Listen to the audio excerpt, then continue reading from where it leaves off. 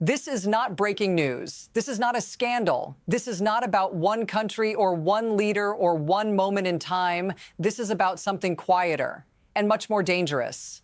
Because somewhere in the world right now, a government learned that if you turn off the lights long enough, almost anything becomes possible. Not overnight, not loudly, but methodically.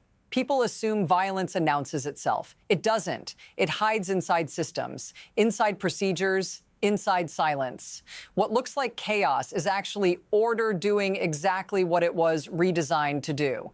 And once that redesign works in one place, it doesn't stay there. If you're watching this, I need you to stay with me. Not because this is shocking, but because it's familiar in ways we don't like to admit. What matters next is not who pulled the trigger. It's who learned from it and how the system made room for it. Because the most important part of this story hasn't happened yet. What actually controls a system like this is not ideology. It's not loyalty. And it's not fear, at least not at first. It's infrastructure. Control shifts when a government realizes it no longer needs to persuade its population.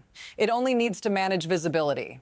When information moves freely, violence is expensive. It generates backlash, it leaks, it forces accountability. But when information collapses, intentionally, violence becomes efficient. Hospitals stop being places of care and become data choke points. Internet cables become political tools. Bureaucracy becomes camouflage. At that point, power no longer flows through speeches or laws. It flows through permissions. Who can speak? Who can document? Who can be seen? And here's the part most people miss. This isn't improvisation. It's not panic. It's a system switching modes. Once that switch happens, everything that follows looks chaotic from the outside. Inside, it's disciplined, ordered, predictable. And once a system proves this works, it stops being an exception. It becomes a template. Because the real danger isn't what this system did.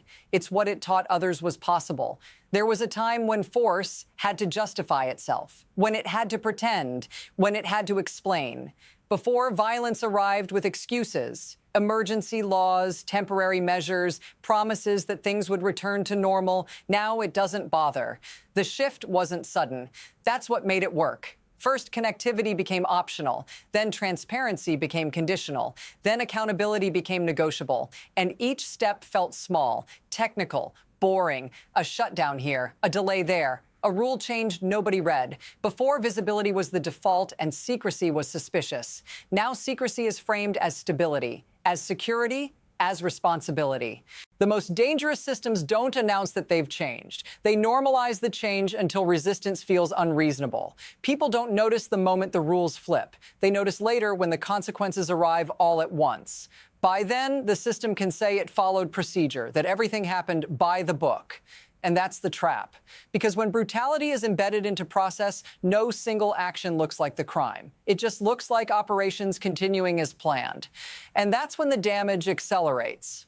There was a moment when the pattern stopped being theoretical. It showed up in emergency rooms. Doctors describe it the same way, not as chaos, as a switch. Injuries that had been survivable suddenly weren't. Rubber pellets became machine gun wounds. Single shots became bursts. Crowd control became battlefield medicine. Hospitals filled faster than they could count, not because of one clash, but because something changed at the same hour across multiple cities behind a wall of silence. The internet went dark, and the injuries escalated. Doctors say the timing mattered. The blackout wasn't incidental. It was the condition that made the next step possible. When visibility disappeared, restraint followed it. Bodies arrived faster than names. Records lagged behind reality. And even official numbers, partial as they are, admit more deaths than the system can explain away. That's the shock. Not the scale alone, but the coordination. If you're still with me, stay here. Because this isn't the story of a massacre. It's the story of how a system tested whether anyone could see it happen. And what happened next depended on the answer. What makes this system so resilient is that the harm is distributed. No single office owns it. No single order explains it. No single actor absorbs the blame. Command fragments as it moves downward. Policy becomes instruction. Instruction becomes procedure. Procedure becomes habit.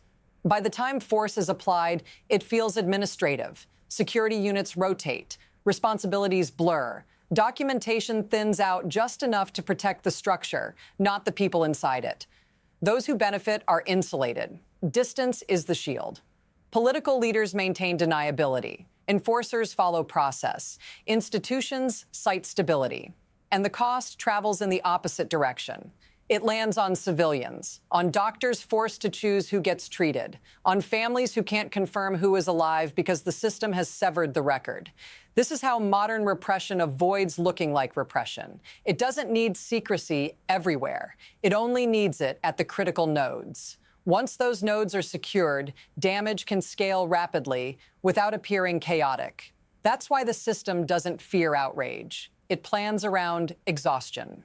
Because if the mechanism holds, the suffering doesn't have to stop resistance. It only has to outlast attention. And that's when the second failure begins.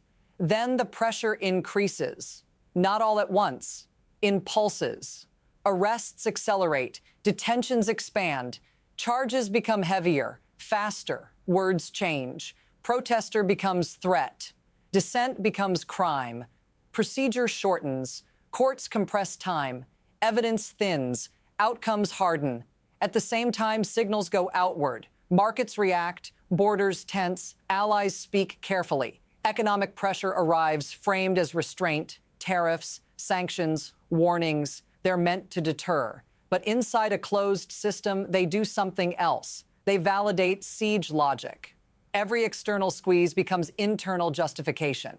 Every punishment confirms the narrative of encirclement, and every confirmation accelerates enforcement. The system doesn't slow under pressure. It tightens. More secrecy, more force, less margin for error. At this stage, no one is fully in control. Not the protesters, not the enforcers, not the governments watching from outside. Momentum replaces intention. And once momentum takes over, decisions stop being reversible.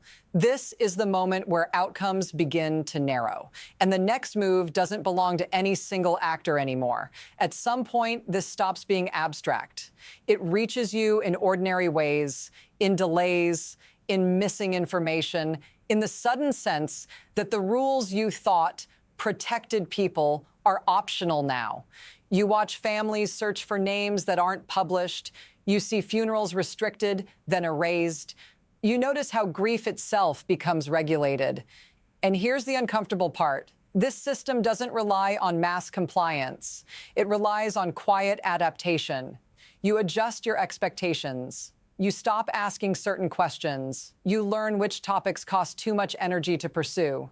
That's not weakness, that's survival. But survival has a side effect. It teaches the system that the threshold worked. Every person who lowers their voice confirms the model. Every delay buys time. Every silence is read as stability. If you're still watching, don't look away here, because this is where distance collapses.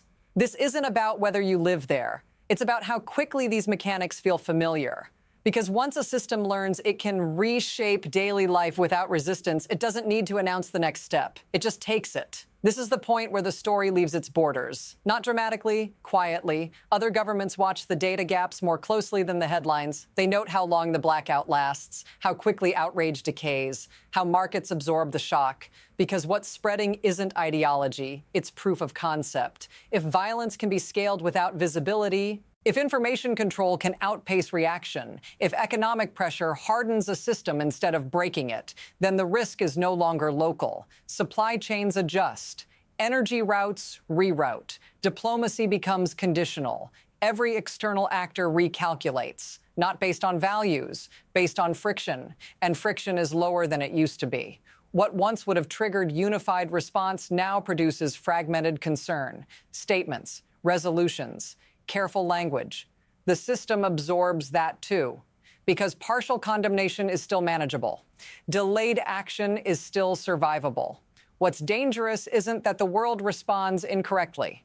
It's that the response arrives slower than the model evolves. And once that happens, the lesson is exported, not as a warning, as a manual, which means the next phase won't look the same. It never does. From here, the future doesn't move in a straight line. It splits. There are 3 paths. All of them are already forming. The first is adjustment. The system absorbs the shock. Visibility partially returns. Pressure eases just enough to stabilize, not because justice arrived, but because instability became inefficient.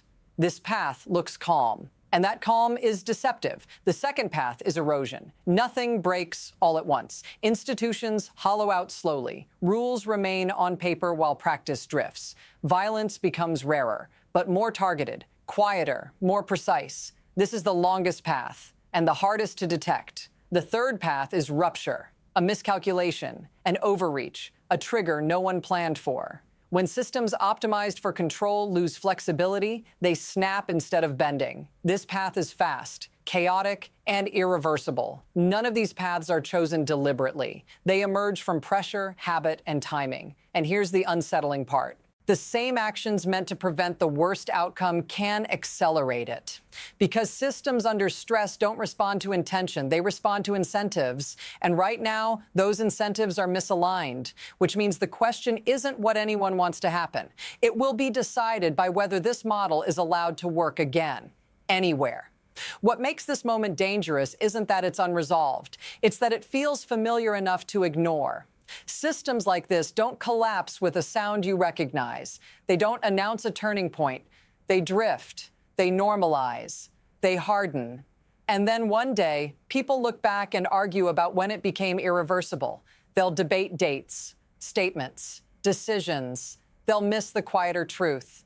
The moment that mattered most was when the system learned it could proceed without being fully seen, when visibility became optional, when outrage became predictable, when attention proved exhaustible. That lesson doesn't expire. It travels. If you're watching this and waiting for closure, don't. There isn't any yet. What comes next won't be decided by a single leader or a single protest or a single strike. It will be decided by whether this model is allowed to work again, anywhere. So stay with this story. Not because it's shocking, but because it's instructional. The next chapter won't announce itself as a sequel. It never does. And when it appears, the most important question won't be what happened. It will be, why did we already know how this works? If you want to understand where this is heading, don't stop here. The danger isn't over. It's just learned how to wait.